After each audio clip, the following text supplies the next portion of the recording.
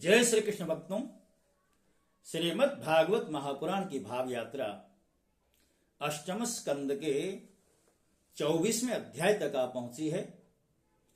इसमें भगवान के मत्स्यावतार की कथा है। राजा परीक्षित निवेदन करते हैं कि भगवन् श्रोतुमिच्छामि हरिरद्भुत कर्मणः अवतार कथा माद्याम माया मत्स्य विडंबनम। अर्थात भगवान के कर्म बड़े अद्भुत हैं। उन्होंने एक बार अपनी योग माया से मत्स्यावतार धारण करके बड़ी सुंदर लीला की थी। मैं उनके उसी आदि अवतार की कथा सुनना चाहता हूं। भगवान मत्स्योनि एक तो यों ही लोक निंदित और तमोगुणी और असह्य परतंत्रता से युक्त है, स्वाधीनता नाम की वस्तु नहीं। सर्वशक्तिमान होने पर भी भगवान ने कर्म बंधन में बंधे हुए जीव की तरह यह मत्स्य रूप क्यों धारण किया? भगवान महात्माओं के कीर्तनीय भगवान का चरित्र समस्त प्राणियों को सुख देने वाला है। आप कृपा करके उनकी वह सब लीला हमारे समक्ष पूर्ण रूप से वर्णन करें।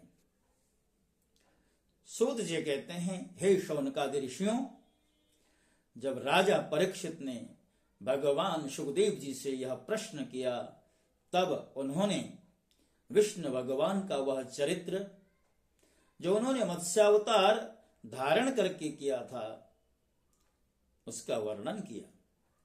सुखदेव जी कहते हैं, परीक्षित, यूं तो भगवान सबके एकमात्र प्रभु हैं, फिर भी वे गौ, ब्राह्मण, देवता, साधु, वेद, धर्म और अर्थ की रक्षा के लिए शरीर धारण करते हैं। वे सर्वशक्तिमान प्रभु वायु की तरह नीचे ऊंचे छोटे बड़े सभी प्राणियों में अंतर्यामी रूप से लीला करते हैं, परंतु उन प्राणियों के बुद्धिगत गुणों से वे छोटे बड़े या ऊंचे नीचे नहीं हो जाते, क्योंकि वे वास्तव में समस्त प्राकृत गुणों से रहित निर्गुण हैं। परीक्षित, पिछले कल्प के अंत में ब्रह्मा जी के सो जाने के कारण ब्रह्म नामक नैमित्तिक प्रलय हुआ था। उस समय भूरलोक आदि सारे लोग समुद्र में समा गए थे। प्रलय काल आ जाने के कारण ब्रह्मा जी को नींद आ रही थी, वे सोना चाहते थे। उसी समय वेद उनके मुख से निकल पड़े और उनके पास ही रहने वाले हयग्रीव नामक बलि दैत्य ने उन्हें योग बल से चुरा लिया। सर्वशक्तिमान भगवान श्री हरि ने दानवराज हयग्रीव की यह चेष्टा जान ली, इसलिए उन्होंने मत्स्यावतार ग्रहण किया। परीक्षित, उस समय सत्यव्रत नाम के एक बड़े उदार एवं भगवत परायण राजर्षि केवल जल पीकर तपस्या कर रहे थे। वही सत्यव्रत वर्तमान महाकल्प में विवस्वान अर्थात सूर्य के पुत्र श्राद्ध देव के नाम से विख्यात हुए, और उन्हें भगवान ने वैवस्वत मनु बना दिया। एक दिन वे राजर्षि कृतमाला नदी में जल से तर्पण कर रहे थे। उसी समय उनकी अंजलि के जल में एक छोटी सी मछली आ गई।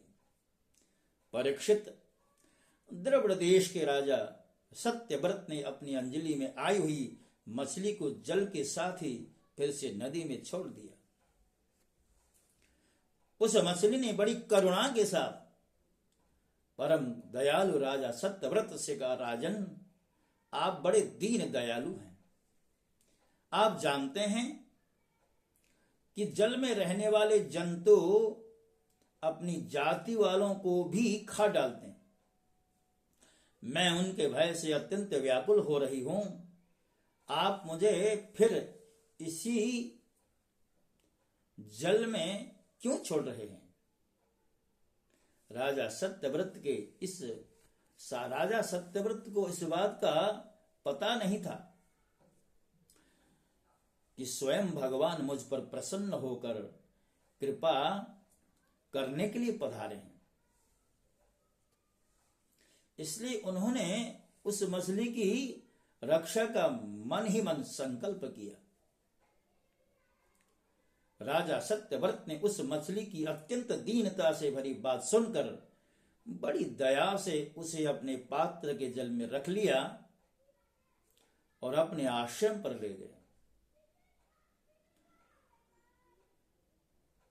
आश्रम पर लाने के पश्चात एक रात में ही वह मछली कमंडलों में इतनी बढ़ गई कि उसमें उसके लिए स्थान न रहा। उस समय मछली ने राजा से कहा, अब तो इस कमंडलों में मैं कष्टपूर्वक ही भी नहीं रह सकती,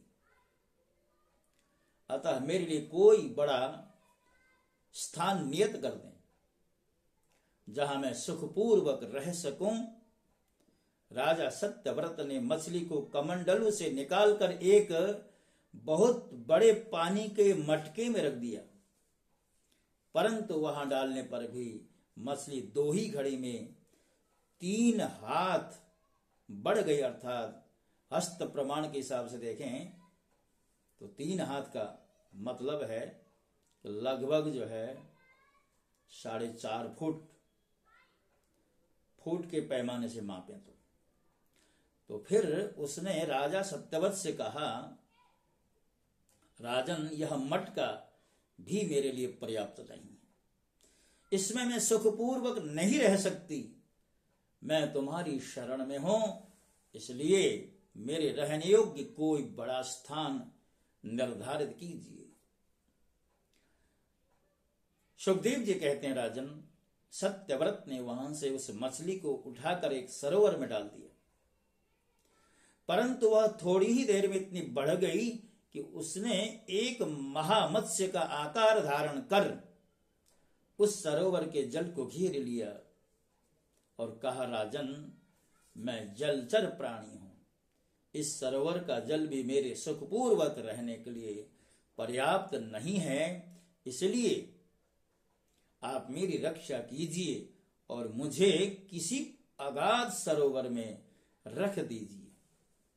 मत्स्य भगवान के इस प्रकार कहने पर वे एक एक करके उन्हें कई अटूट जल वाले सरोवर में ले गए, परंतु जितना बड़ा सरोवर होता उतने ही बड़े वे बन जाते। अंत में उन्होंने उन नीला मत्स्य को समुद्र में छोड़ दिया। समुद्र में डालते समय महामत्स्य ने सत्यव्रत से कहा, वीर, समुद्र में बड़े बड़े मगर आदि रहते हैं, वे मुझे खा जाएंगे, आप मुझे समुद्र के जल में मत छोड़िए। मत्स्य भगवान की यह मधुर वाणी सुनकर राजा सत्यव्रत मोहमुग्ध हो गए। उन्होंने कहा, मत्स्य का रूप धारण करके मुझे मोहित करने वाले आप कौन हैं? आपने एक ही दिन में 400 कोस के विस्तार का सरोवर घेर लिया। आज तक ऐसी शक्ति रखने वाला जलचर जीव तो मैंने कभी देखा ही नहीं।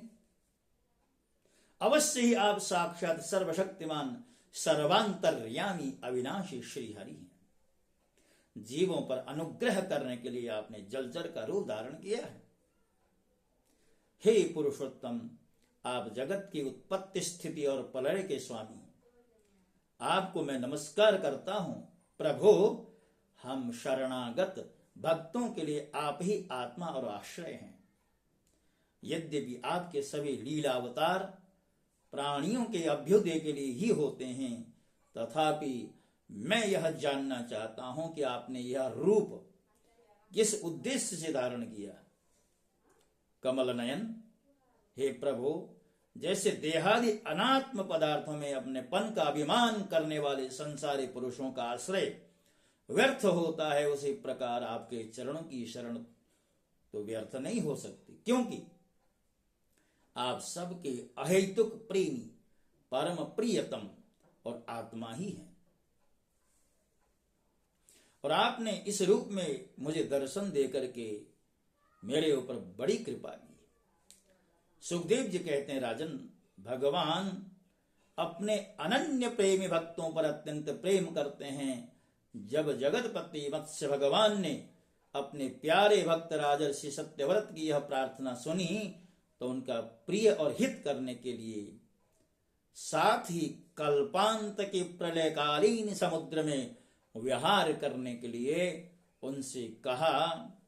भगवान ने कहा, सत्यव्रत, आज से 7वें दिन भूर्लोक आदि तीनों लोग प्रलय के समुद्र में डूब जाएंगे।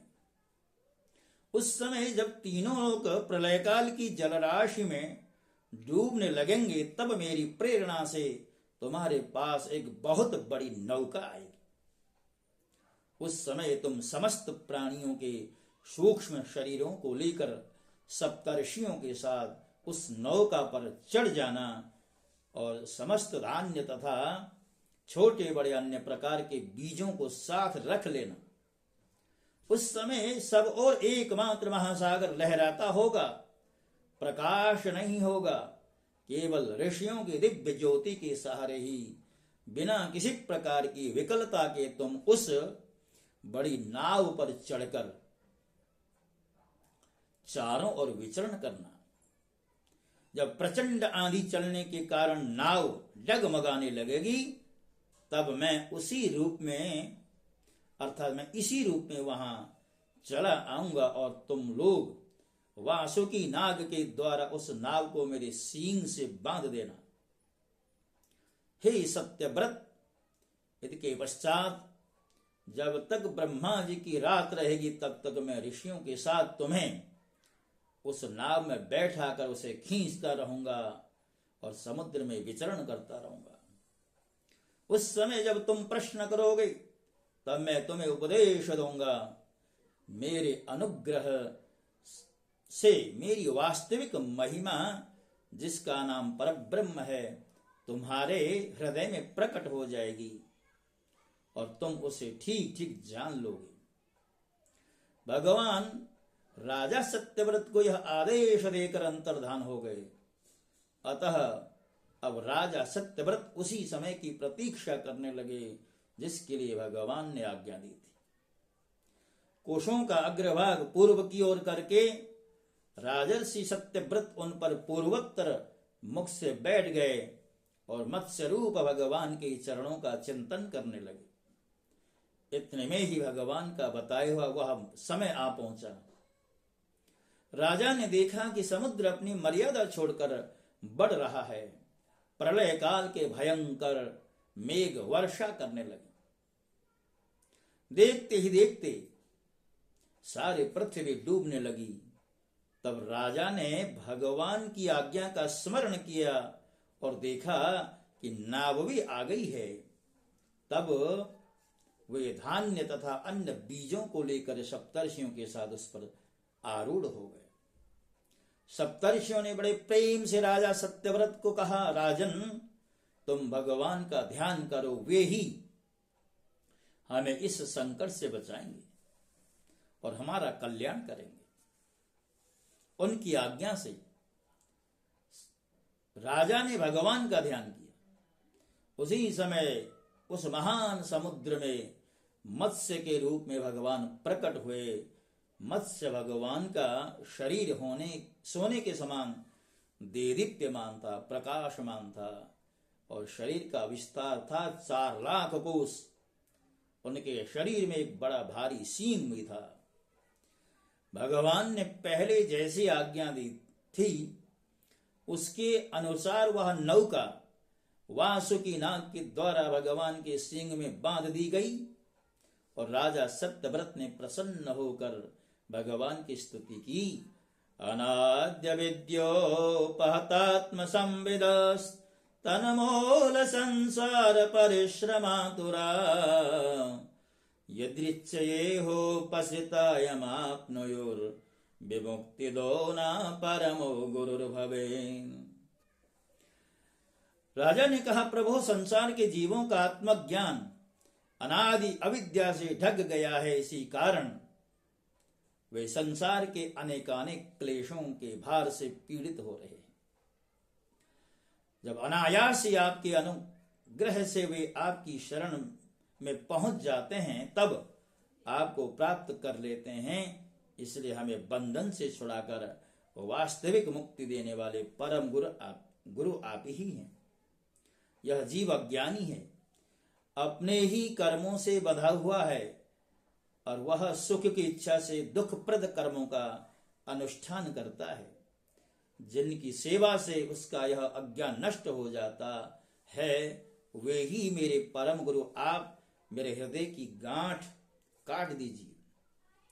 जैसे अग्नि में तपाने से सोने चांदी के मल दूर हो जाते हैं और उनका सच्चा स्वरूप निखर आता है, वैसे आपकी सेवा में जीव अपने अंतःकरण का ज्ञान रूप मल त्याग देता है और अपने वास्तविक स्वरूप में स्थित हो जाता है। जितने भी देवता, गुरु और संसार के दूसरे जीव हैं, वे सब यदि स्वतंत्र रूप से एक साथ मिलकर भी कृपा कर दें तो आपकी कृपा के 10,000वें अंश की बराबरी भी नहीं कर सकते। जैसे कोई अंधा अंधे को ही अपना पथ प्रदर्शक बना ले, वैसे ही अज्ञानी जीव अज्ञानी को ही अपना गुरु बनाते हैं। अज्ञानी मनुष्य अज्ञानियों को जिस ज्ञान का उपदेश करता है, वह तो अज्ञानी ही है। उसके द्वारा संसार रूप घोर अंधकार की अधिकाधिक प्राप्ति होती है, परंतु आप तो उस अविनाशी और अमोघ ज्ञान का उपदेश करते हैं, जिससे मनुष्य अनायास ही अपने वास्तविक स्वरूप को प्राप्त कर लेता है। आप सारे लोक के सुहृद प्रियतम ईश्वर और आत्मा हैं। गुरु उसके द्वारा प्राप्त होने वाला ज्ञान और अभिष्ट की सिद्धि भी आपका ही स्वरूप है। फिर भी कामनाओं के बंधन में जकड़े जाकर लोग अंधे हो रहे हैं। उन्हें इस बात का पता ही नहीं है आप उनके हृदय में ही विराजमान हैं। आप देवताओं के भी आराध्य देव, परम पूजनीय परमेश्वर हैं। मैं आपसे ज्ञान प्राप्त करने के लिए आपकी शरण में आया हूं।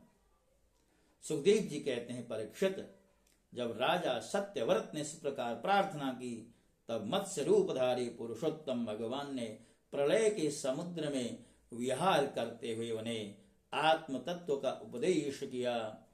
भगवान ने सप्तर्षियों के साथ साथ राजर्षि सत्यव्रत को अपने स्वरूप के संपूर्ण रहस्य का वर्णन करते हुए ज्ञान, भक्ति और कर्म योग से परिपूर्ण दिव्य पुराण का उपदेश किया। सत्यव्रत ने ऋषियों के साथ नाव में बैठे हुए ही संदेह रहित होकर भगवान के द्वारा उपदिष्ट सनातन ब्रह्मस्वरूप आत्म तत्व का श्रवण किया। उसके पश्चात जब पिछले प्रलय का अंत हो गया और ब्रह्मा जी की नींद टूटी, तब भगवान ने हयग्रीव असुर को मारकर उससे वेद छीन लिए और ब्रह्मा जी को दे दिया। भगवान की कृपा से राजा सत्यव्रत ज्ञान और विज्ञान से संयुक्त होकर इस कल्प में वैवस्वत मन हुए। अपनी योग माया से मत्स्य रूप धारण करने वाले भगवान विष्णु और राजर्षि सत्यव्रत का यह संवाद एवं श्रेष्ठ आख्यान सुनकर मनुष्य सब प्रकार के पापों से मुक्त हो जाता है। जो मनुष्य भगवान के इस अवतार का प्रतिदिन कीर्तन करता है, उसके सारे संकल्प सिद्ध हो जाते हैं, उसे परम गति की प्राप्ति हो जाती है। प्रलयकालीन समुद्र में जब ब्रह्मा जी सो गए थे तो उनकी सृष्टि शक्ति लुप्त हो चुकी थी। उस समय उनके मुख से निकली हुई श्रुतियों को चुराकर हयग्रीव पाताल में ले गया था। भगवान ने उसे मारकर वे श्रुतियां ब्रह्मा जी को लौटा दी एवं सत्यव्रत तथा सप्तर्षियों को ब्रह्म तत्व का उपदेश किया, उन समस्त जगत के परम कारण लीला मत्स्य भगवान का मैं नमस्कार करता हूं, अर्थात हम सब नमस्कार करते हैं। भक्तों, श्रीमद् भागवत महापुराण की जो यात्रा है, महात्म्य से लेकर के आज अष्टम स्कंद का जो 24वां अध्याय, इसके साथ साथ अष्टम स्कंद को भी यहाँ पूर्ण कर दिया गया है। विश्राम अष्टम स्कंद का भी हो गया है। अब हमारे समक्ष 9वां, 10वां, 11वां, 12वां यानी 4 स्कंद शेष हैं। इन स्कंदों को भी, इन स्कंदों के चरित्रों को भी श्रृंखलाबद्ध तरीके से आपके समक्ष एक एक अध्याय के माध्यम से प्रस्तुत करने का जो संकल्प है, वो भगवान की ही कृपा से पूर्ण हो सकता है।